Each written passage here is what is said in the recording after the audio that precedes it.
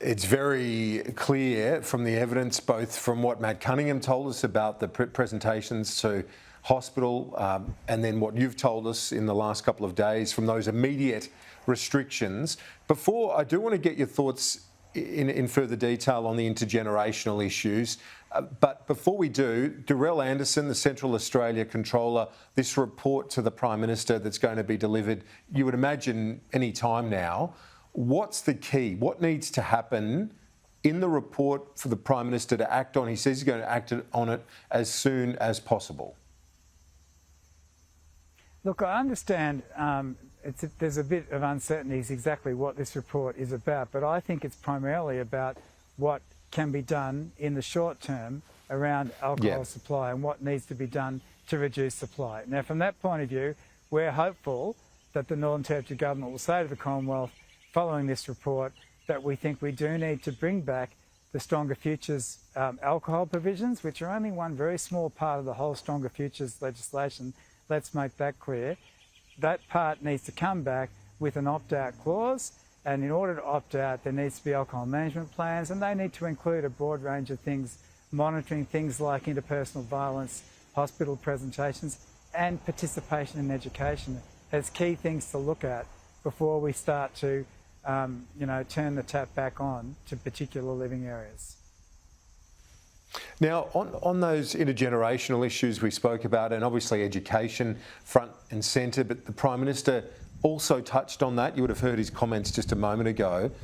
What needs to happen there to get the resources in? Because it's not just, it's fine to say, OK, there's more funds, but you need the people, you need the teachers, you need the framework, and not just for the next couple of months, over the next 5, 10 years and beyond. Yeah, look, this needs a really serious commitment and funding commitment across a range of social determinants, and they have to all be addressed together. It's at various times a particular social determinant might have got a focus, might have got a funding. And, and the new Labor government have made serious commitments to housing and overcrowding. But we've got to see the same commitment to education. We've got to see the same commitment to early childhood development. If you look at the 2021 data from the Australian Early Development Census, the early childhood development data on 5-year-olds in this region is still showing we've got major issues with the trauma that young children experience, their ability for self-regulation, self-control, other forms of development, cognitive development. They're not school ready, a lot of children, and that has to be addressed with a universal approach to evidence-based programs such as the Australian Nurse Family Partnership Program, child health and development centres, effective parenting programs, 2 years of preschool.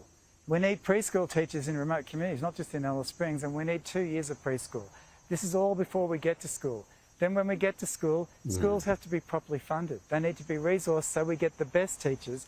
We get teachers who stay. What we're getting is junior teachers. They try their hardest. They're coming as locums now. The turnover in teachers in the schools in the most disadvantaged areas is a significant part of the problem. We've got to have the best teachers, and we've got to stay for a few years to build a relationship, to actually create an effective education system. That's another issue. CDEP was completely gutted, really, and that's got to be brought back in an appropriate way so we create employment. So we need multiple determinants to be addressed at once, because alcohol restrictions are effective, but as everyone keeps saying, we want to move to a situation where we don't need these sort of alcohol restrictions, because people have become resilient. They've been able to develop in ways, get work, get employment, be well educated and be resistant to the sort of alcohol dependence and unregulated alcohol consumption that we see when you turn the tap back on without addressing all the underlying disadvantage,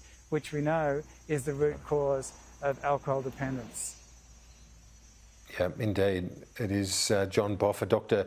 Boffa, thank you as always for your insights. We will stay in touch as this report is to be handed to the Prime Minister today. Thanks so much.